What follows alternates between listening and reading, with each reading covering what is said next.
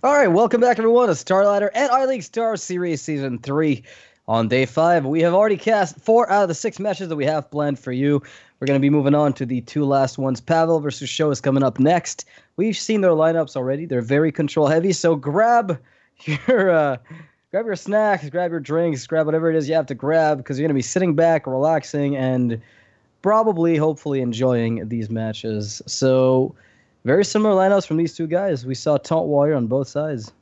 Yep, that will be heck of a fun to watch. We kind of already agreed that Taunt Warrior is the new druid, right?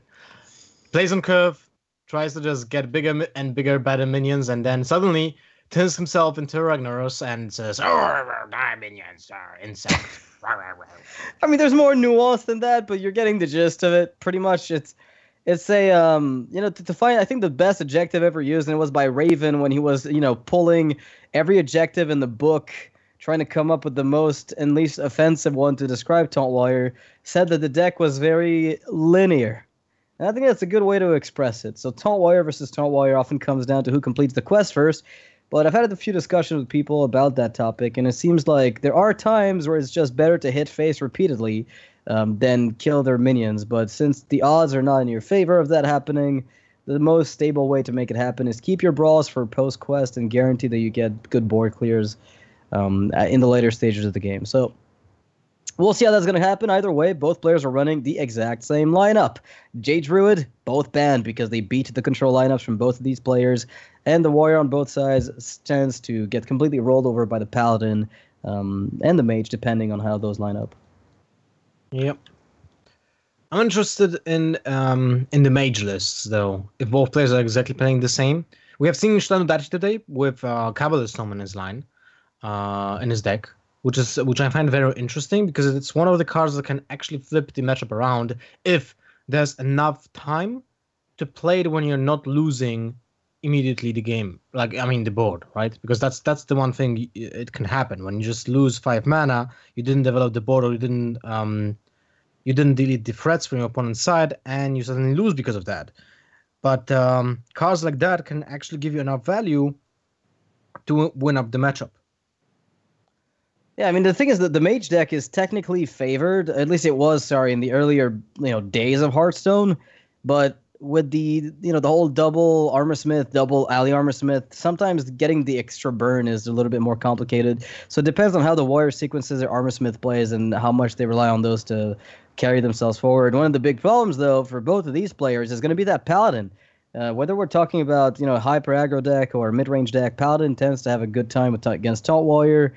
And since neither of these guys, since Pavel is not running the Control Paladin, and instead of mid-range, I'd give him the edge, because Control Paladin doesn't have as good a matchup against the Taunt Warrior. You give them too much time, and that's a little bit of a problem. Pavel just, it was replaced by his picture, and then turned off, and he looked like Pavel just was asleep. I was thinking, maybe he did that on purpose to, hide the fact that he's sleeping. Sure, you can play Taunt Warrior asleep. Well, he's playing Mage right now, so both players are playing Mage. Let's see who has the best glyph. I'm kind of making jokes about it, but when it comes to the Mage, it's actually one of those decks when it actually matters a lot when you know which picks are the best in current scenario. So I like it a lot. It's not an easy deck to play. Definitely, and the cool thing too is that sometimes, usually what ends up happening is you have one player who's being the aggressor and the other one who's playing the control mage, right? So one guy's playing freeze mage for a while and the other one's playing just tempo mage, so they're kind of vying for position. And in this case, it looks like Pavel with the Mana Worm, Archaeologist, Cabal Courier is the one who's got the aggressive opener. SjoW picking up Volcanic Potion and Meteor is definitely on the defensive side. And so far, card advantage favors Pavel. He's got the Courier, he's got the Tome. He's looking really, really good here. And on SjoW's side, things are looking super control heavy. Not really where you want this game to be going so early on. Well, the Potion of Polymorph, will it hold any importance in this matchup? I don't think so, since every single minion is actually giving value already. Like Cabal Courier will give value.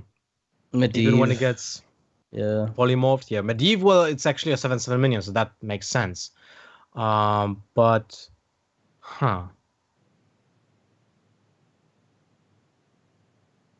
Interesting pick. What were the other picks? Because I didn't notice like the other ones from the glyph. He was super fast with it. Oh, there was a Silence from Priest and a Darkshire Librarian from Warlock. So one of them is a discard card. You can't really risk that, Yeah. losing a Kabbalah's Tome. Yeah. And the Silence isn't worth very much in the matchup. So frankly, I think this was the best that he had access to. And importantly, I think it doubles up as extra phase damage, right? Like if you ever need the extra 2, this is not just a minion removal piece. So it can be used as extra reach. That's unpredictable later in the game. So pretty decent pickup, and we're gonna see that Potion of Polymorph being developed right away by SjoW. Interesting that he didn't play the Valet. Because now, well, he can still play Icebearer next turn with the Valet. I think he's setting up a Volcanic Potion, right? Probably. That way, if like whatever ends up being played by the opponent, he just Volcanic Potions and wins. Huh. Take the biggest minion you can. 6 mana 5/5 will do it. Not really a card you have any use for. Yeah, give me copying abilities is good with a Sorcerer's Apprentice. It's working as a super expensive Molten Reflection. So SjoW is running double Volcanic Potion main deck. So we've seen a lot of list tech, Ooze, Volcanic Pot, but we now see the Ice Barrier, and we now see the Volcanic Potion. His deck is extremely skewed against aggression and, the board floods from Paladin. That's interesting. Yeah, the Cabal Stone will be a huge thing here. Look at the card advantage already for Pavel. It was nuts with the Sorcerer's Apprentice.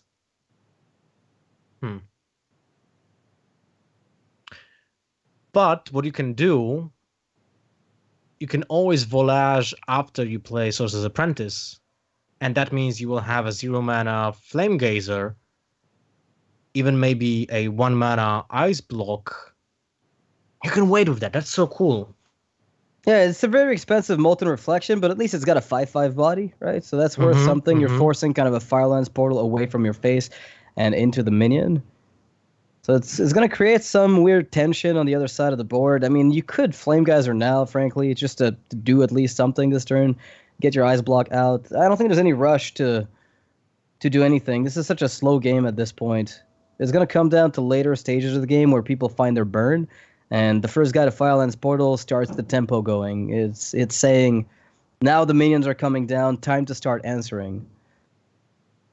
Until then, it's just going to be a very slow game. Huh. I don't know if I like just playing Sorcerer's Apprentice like that, but he plays Sue, so never mind. That was a good option then. I think the biggest thing, too, is that his hand is just too full. I mean, that Kabbalah's Tome just can't be played. Almost ever. But he can, like, he will sacrifice. He will play the coin at some point. He will play. If he would play just the volage, he still can play all the spells every single time. Ah, that's a decent minion. It's not about the stats here. Yep. Gets me a fireball away from the face, so I can't complain about that. So the obvious line of play here is clearly fireball into something else, but I don't know if that's necessarily the best play, because it's a little bit on the too slow side. It sets up no tempo. It doesn't set up a good follow-up. You don't get to explore the options that you'll close the game out with, whereas this Kabbalah's Tome definitely does that a bit better.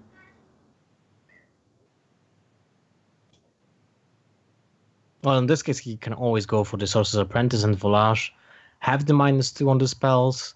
That means on turn 10. No, that doesn't mean on turn 10 he can play Meteor.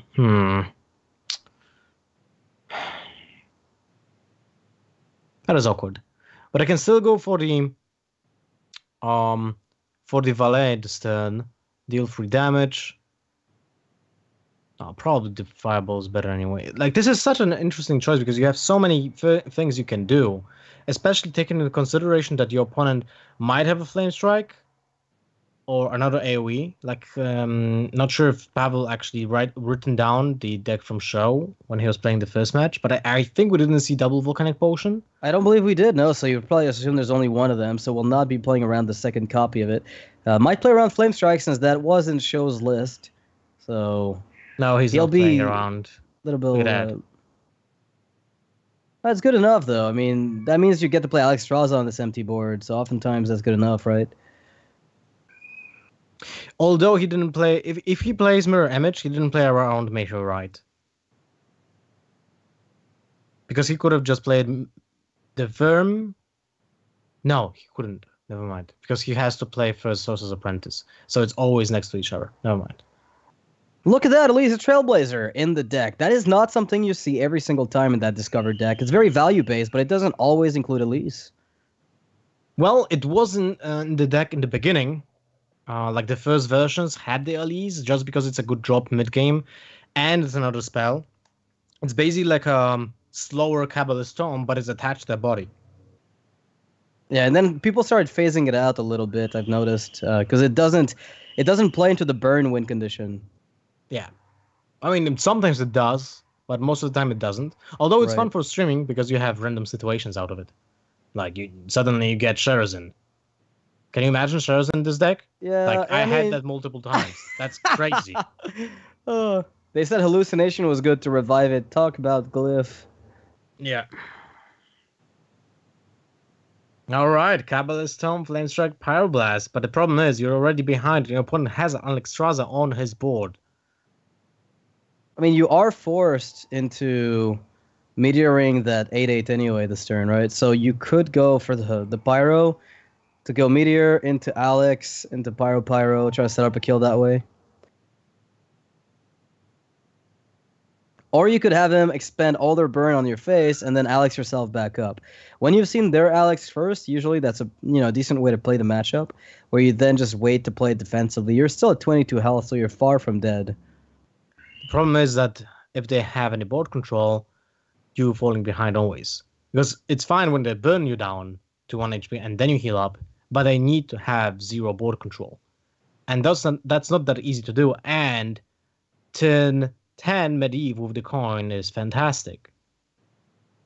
Sets up an amazing turn. Well, I mean, not that amazing. The most expensive spell is actually Fireball, so that's not the best. Still not terrible. I think the big issue right now is that if you're Pavel, yes, you've got the Alex, you've put him on the back foot, but you're so far from killing him straight up that you putting him on Alex turn doesn't matter much. You're still in the value generation phase of the game where, because of the hand that you have, the biggest problem that SjoW has is the threat of death. And as long as he's able to freeze your board, able to remove your single threats, he's going to feel confident that he can just run away with this later on. Because the defensive Alex is always an option. Mm-hmm. All right. 3-drop into a 7-drop. Seems like Here we go. Seems like a good draw. That's what he was looking for. And he got the Moros. Into the Onyx Bishop. Wow, what is that? Horror. No, that was not drops? the best. A 5-drop and a 7-drop that look like 3-drops. What's going on? Well, when you think about it, that Bishop, it's actually a 2-drop in the previous metagame. Brrr. Yeah, everyone loved that sound. I can't stand it anymore. Oh, that is interesting. Another meteor was picked up.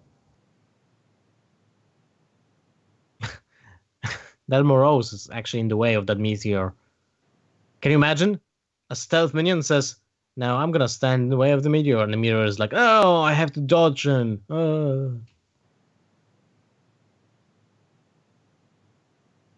Alright, a secret is up. But you can push for the damage, break the ice this turn. Would love to do that. Yeah, there's very little. I mean, he can't pop it yet. He can pop it with over 2 turns with Fireball, Frostbolt, but right now he's looking at. He has 12 damage in his hand if he attacks first with the weapon.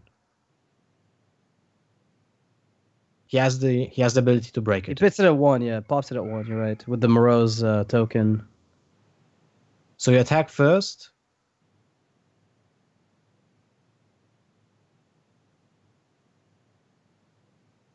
Wait, what I'm talking about? You still have mana for hero power. Yeah, the extra, he's got enough to ping and pop. The issue is that he can't kill just yet.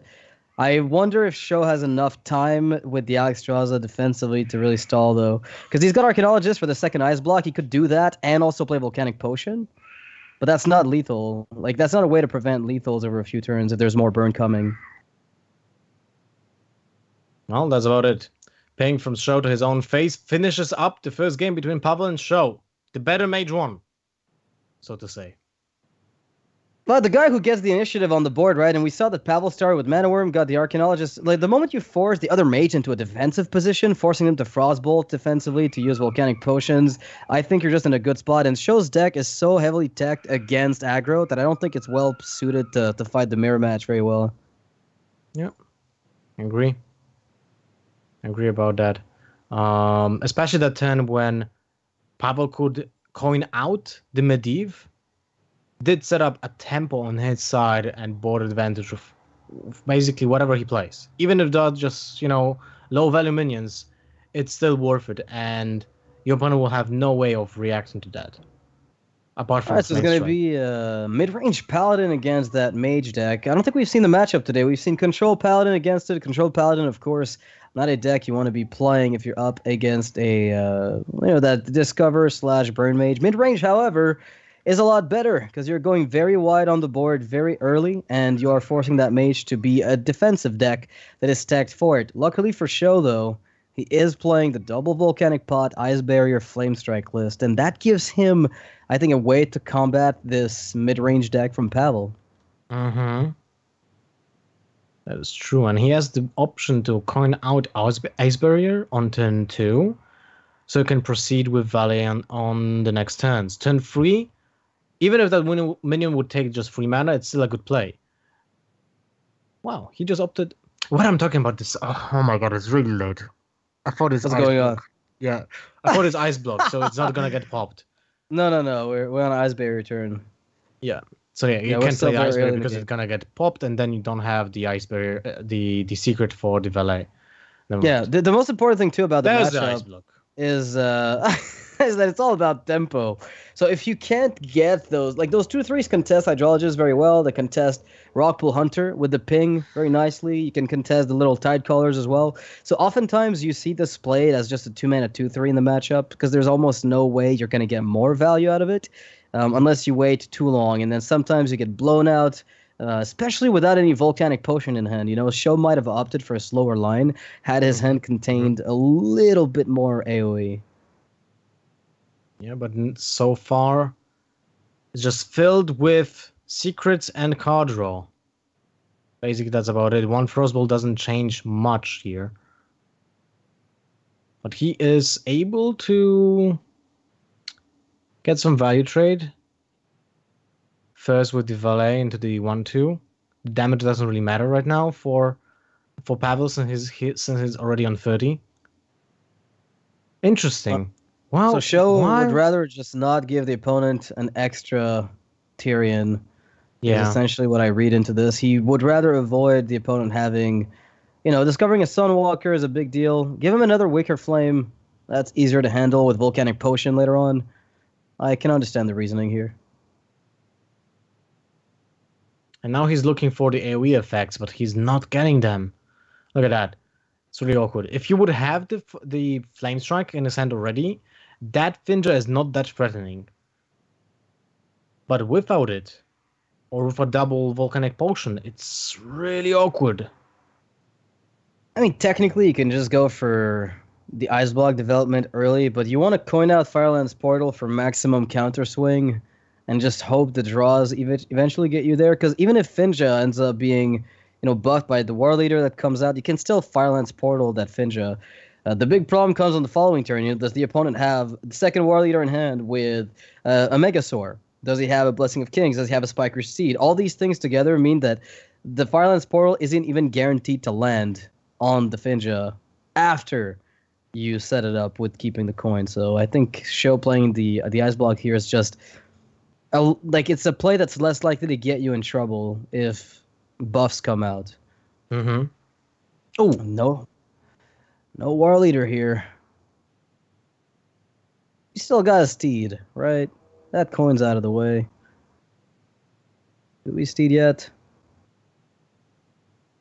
Well, you're not playing around polymorph because no one plays polymorph actually nowadays, and the only way it can happen is if your opponent did get a glyph or the Cabal Courier. So it's definitely an interesting choice, but I think I would put the Spike Seed already.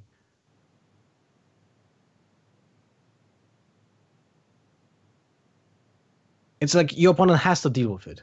I mean, you could even just go double Wicker Flame Burn Bristle, frankly. It's such a high pressure play because you're going for Spike Steed, you've got Divine Shields, they're just not answerable. They're only bad about, if Volcanic Potion comes out. And I don't think that Finn's just getting any more value this game, right? Like, it's never getting another wave of stuff out of your deck on average, unless you're trying really hard and they give you that chance. That's maximum stickiness. Well, that's 6 mana, right? There's no way of using Fireball Ping because it's 7 damage. The only way of dealing 8 damage with 6 mana would be Frostbolt, Valet, or Fireball, Valet. So it's pretty safe to do that. And even if your opponent has the way of killing that, that's a lot of resources put into one card, and you still have the 2/6. And we're going to keep the card advantage going on Pavel's side. This is really just why this Paladin deck is just so good. It puts the Mage on the back foot all game long, where usually the Mage is the one, oddly enough, playing a little bit of a tempo game early. It's just that the mid-range Paladin is one of the few decks remaining that can zoo you down consistently. I mean, you look at aggro decks, they don't zoo you down very much. They just tend to go all in and push you to the face. But the Mage deck, the Paladin deck still has a potential for huge blowouts with buffs incrementally making the board threatening. And this is kind of what we're seeing Pavel do here, starting from very early in the game all the way up to turn 7, just keeps getting value card after value card, buffs and stickiness and resilience. Really complicated to push off. That 5-drop. Yeah. Well, that's Fireland's Portal. Sometimes it doesn't give you much. I like to, you pointed out the play with the Wicker Flames on turn 6, right? But at the same time, the only way you can lose this game anymore is by Alexstrasza and Burn. So if you anticipate that, you can play the Wicker Flames, double of them, just before turn 9 from your opponent, and then they will feel super bad with playing their own Alexstrasza. Because that's a great point. That's actually a great point. Just making sure that you're preemptively setting up a self-healing method. With Ragnaros Lightlord and Wicker Flame, you're probably set. So it's just a matter, he's probably going to look something like double Wicker Flame on the next turn and then into Ragnaros Lightlord to prevent Alexstrasza from ever coming out. And by that time, he might have been able to push for the lethal, given the way that things are lining up, or at least for the block pop. So makes a lot of sense. Flame Strike? No, but a Volcanic Potion. Unfortunately for SjoW, his opponent did put Death Rattle effect on every single Murloc. So this is not looking great for SjoW. Even with that second Ice block and that Alexstrasza in hand, he wouldn't need much to kill his opponent. On top of that Pyroblast shot, but at the same time he knows he gave his opponent a Wicker Flame, so it's so awkward. As long as the board is full, there can't be double Wicker Flame in this case or anything along those lines. I wonder if we ever see Pavel trade away the Stegodon into the 3/1 here, because it's damaged and could halt the Rag. I fully expect just the Wicker Flame as a one-of. You can always Kings it to heal yourself for maximum. Then you heal for 6. That's crazy as well. SjoW just not picking up the AoE when it mattered the most, which was earlier in the game. And look at how out of hand this game got. That's usually what we see in this Paladins decks, right? If they can go off because you didn't just pick up the pieces from their side of the board and they have the synergy going on, it's really hard to stop them. And SjoW picking up the double Mana Worm just a little bit late in the game to but mildly. Now he's looking at a 2 damage volcanic potion, no Thalnos to accompany this. Well, if he wants to win, he needs to play Alexstrasza. That's his only way of winning this game. And then getting like Fireball draw into Ice Block, into then Pyroblast for the win. Yeah. And it's still super clunky, but we can make it work. Once in a blue moon, the stars align and things go well. I wouldn't hedge my bets on that, but maybe that's a line of play that sometimes wins, whereas you otherwise win 0% of the time. There we go. SjoW recognizes his plan, but little does he know. I mean, even if he knew, it's almost inconsequential. The fact that Wicker Flame gets to swing twice almost no matter what means that he's out of range of Fireball Pyro. I mean, he could just play Ragnaros here. Sacrifice the 2/3, which is a wounded target. Then you can play Ragnaros and you get 8 heal guaranteed to your face. But how much damage do you have? That was 2, 4, 6, 8. Enough to pop the block. So, multiple ways of setting up a nice board here.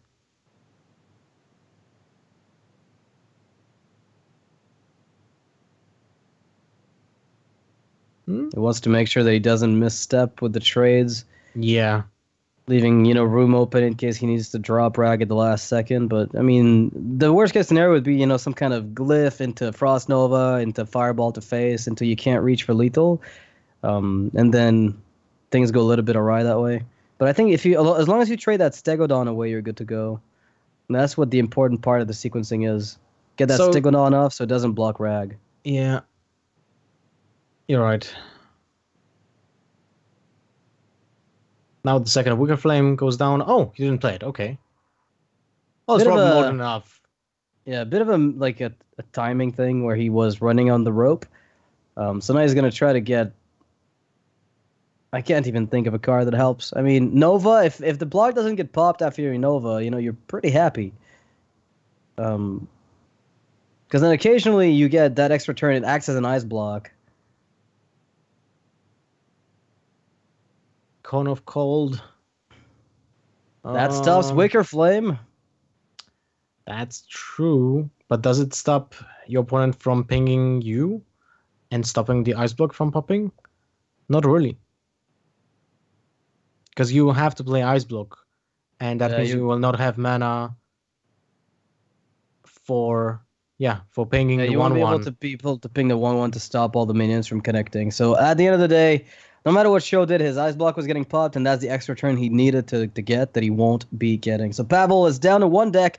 That's the Taunt Warrior that we saw earlier today, and is going to have to go through 3 decks. It's got 3 chances, one of them being a mirror match. Yeah. Sure.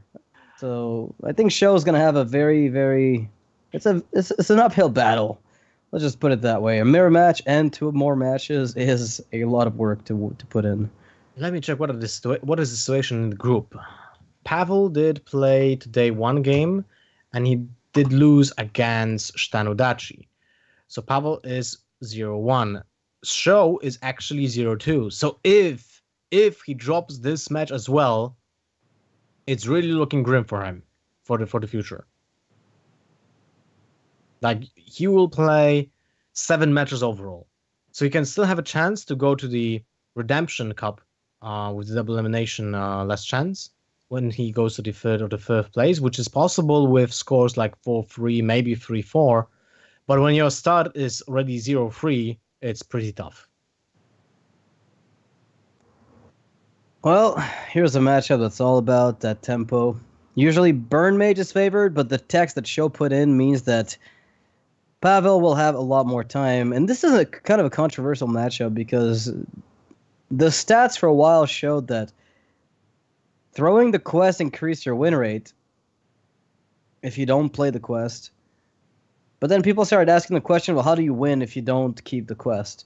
And as it turns out, depending on the text that your opponent has and the way that his deck is built, you can sometimes afford to keep that quest and get an edge. And this might just be one of those cases when there's a lot of anti-aggro, anti-board that's very clunky at 2 damage dealt per turn.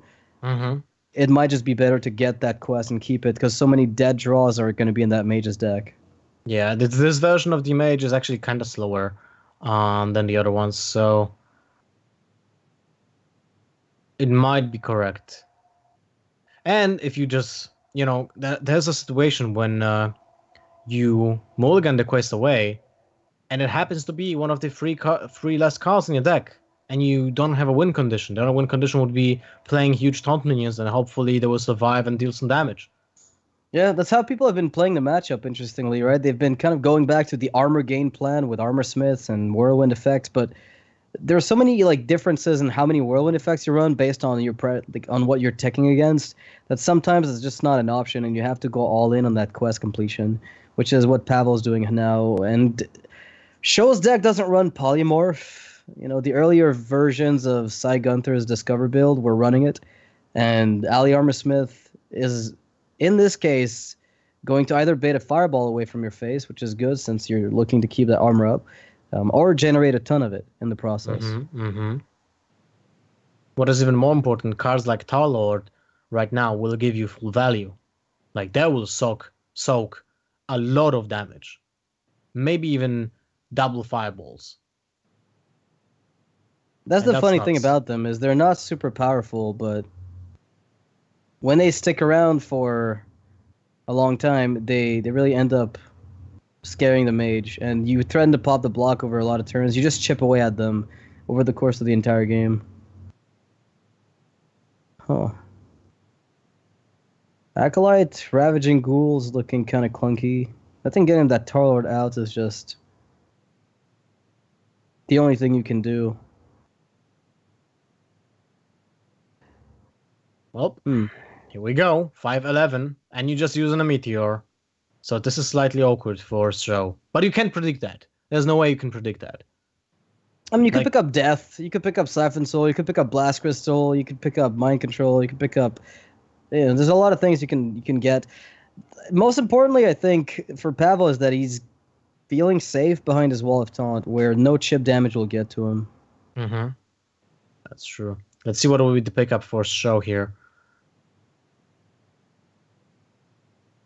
And it is Divine Spirit. Or is it Inner Fire? It's Divine Spirit, yeah. Alex Strauza, Divine Spirit. Okay. Good luck, his options had to be disastrous if he picked that, right? I'm going to assume so, yeah. I'm going to run under that assumption. Well, the plan for Pavel is pretty straightforward.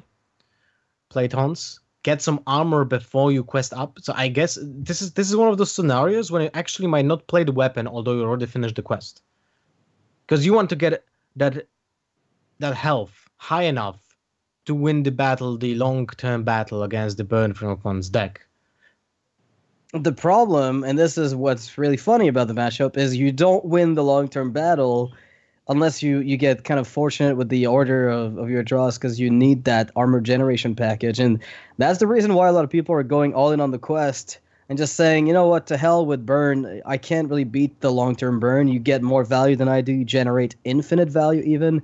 And in order to compete with that value, I need to start hitting you in the face for 8 every turn. And so they're kind of forsaking that board presence because they know it's going to get dismantled by AoE, and just shooting for the Sulfurous as early as possible. All right. Pavel builds a wide board. He knows it will get really awkward in the next turns because of the Medivh's weapon. It will generate minions, and SjoW will be pushed to use that weapon, actually, weapon ability. So the value of Brawl and the Ghoul with the Sleep with the Fishes will go up. Depends on what will be spawned. You might use one of the other. You can play Flame Strike here to open up everything, but you're not killing all that much. You can ping the 3/5, finish it off, use the Medivh to kill the 5/10.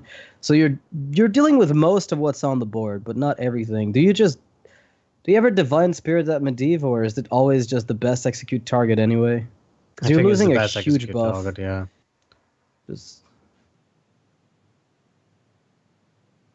I guess we'll see what the 7-drop is. That's also something to keep in mind. Oh, look at that. Well, that's convenient. Well, now they have a mirror match, so to speak.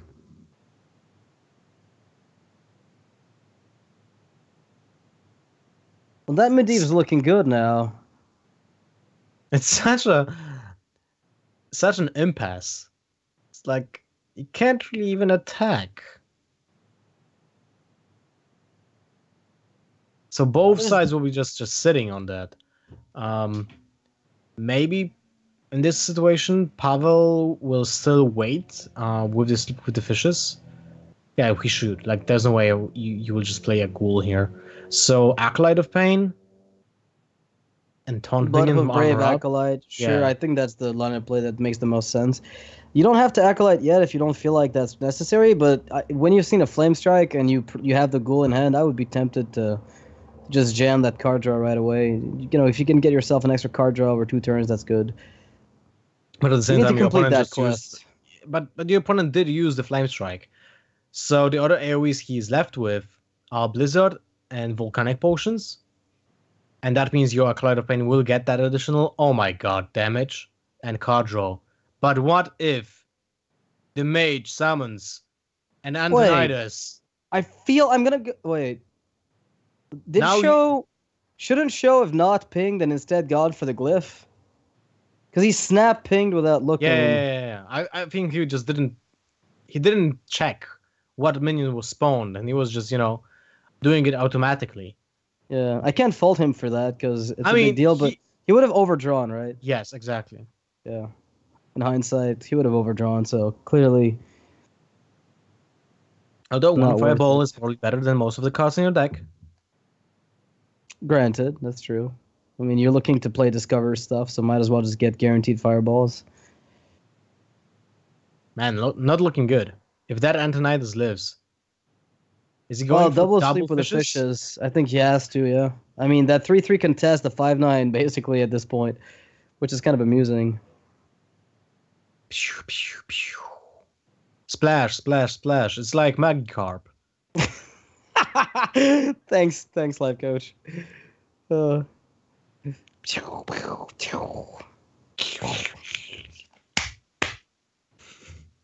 Abomination against Ice Block, man. Yeah. You know. Why didn't you pick that? That's amazing. That would be amazing if you could put actually any pressure on that Mage, but that's not gonna happen anytime soon. Because you can't really finish the quest. Like, it's impossible. That's the thing with the matchup, is it's just so tough to win due to the fact that at some point you're just giving up on your armor generation.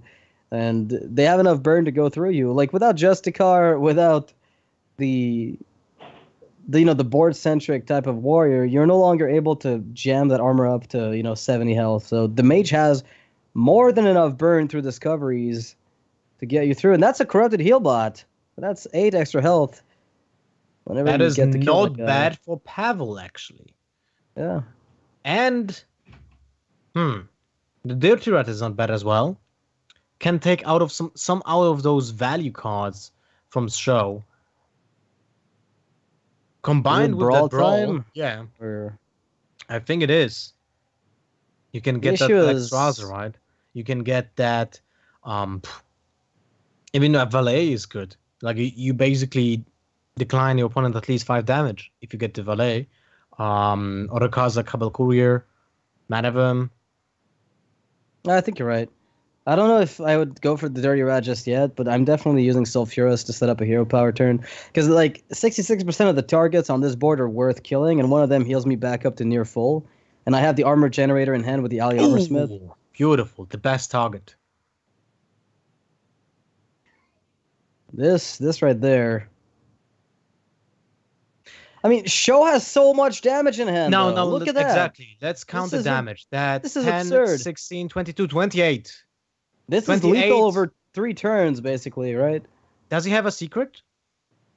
Not yet, but does he need one though? Because he's gonna get hit hard. With a secret, he has the Valet for 32 damage. He could Archaeologist now if he wants to. Frankly, there's nothing stopping him. Sets up the Ice Block. Yeah, I agree. He knows there will be no more armor apart from armor smiths and shield blocks, and it might be the case where Pavel isn't even playing shield blocks at all. Yeah, we've seen a lot of people start cutting some of the armor generation in their deck. Execute will come in handy as well, because now what you can do is use the execute for the tempo play. You guarantee 8 damage going to the face, and I feel like this is important because you want to break the ice as soon as possible in this case. So you can't hold down on the trigger. You have to be trigger happy here. And yeah, it's one of the best targets you'll find this game anyway, right? Yeah, and you can still play the armor smith when you play the hero power, the execute, and the armor smith. Yeah, I think you want to be pushing that 14 damage this turn. Kind of have to, honestly. Otherwise, the longer this game goes without any armor generation, the more likely it is you just get blown out. So I'm in favor of developing this. Oh, he goes for the... What creeper is that now? Yeah. He was trying to bait a fireball.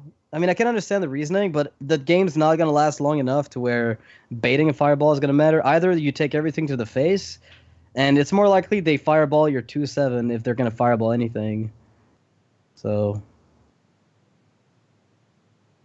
that fireball was either going face or on an armor smith.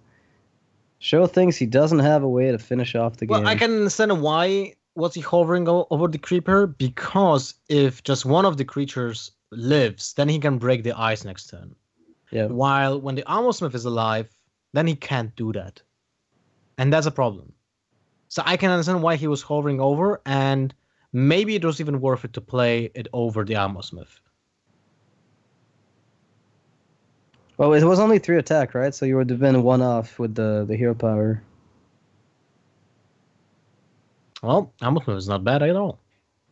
That's actually crucial draw as well, especially when your opponent did use additional fireball. He still has 28 damage on his hand.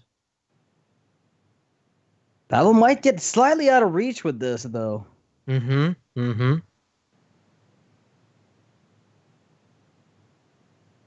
Pavel finding the armor when it mattered, which is at the end of the game after the quest is completed. And it snipes the head of the mage. That's interesting. Now let's assume that Pavel gets max armor next turn, right? So he gets 2 from the alley armor smith. The problem is if SjoW wants to get rid of armor generation, he has to just snipe everything with spells, and that slows him down a lot. The fact that he's got the second block, however, does give him some room to maneuver, and since he's quote unquote wide on board, he can use those minions as chip damage. Yeah, but he did have the way to get those valet, pushing damage, and that's important. Yeah, they're also blocking the ice block pop, so... Alright, we're going for the rat. Oh, unlucky. No minions in hand. That gives him info, though. It might not be worth to actually use the brawl.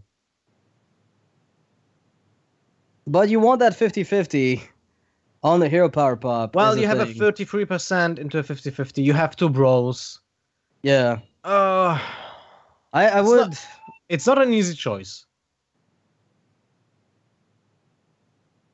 He goes for it. I think it's hard, but I always brawl because there's never going to be a better brawl this game, and this increases my chances of winning right away. So, or at least, the fastest. So much more than waiting on that brawl. All right, Ice Block is getting popped. That means SjoW has to play the Ice Block next turn. That's a good pickup. Another minion. That's insane. Mirror entity, or mirror image, that is, would be crazy good. Well, little doesn't notice the last card for... Oh my god! Pyroblast. Hold the horses. I'm going in. What is that secret that SjoW got? Is it counter spell? Regardless, if it's counter spell, if it's spellbender, if it's ice barrier, none of those really matter at the end of the day.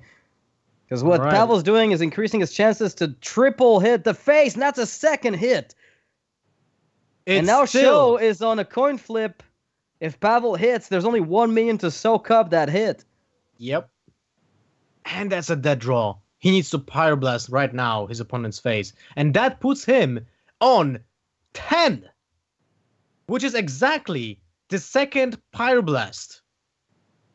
So now, if Slam hits this, is there any draw that kills you? Golem. Ghoul?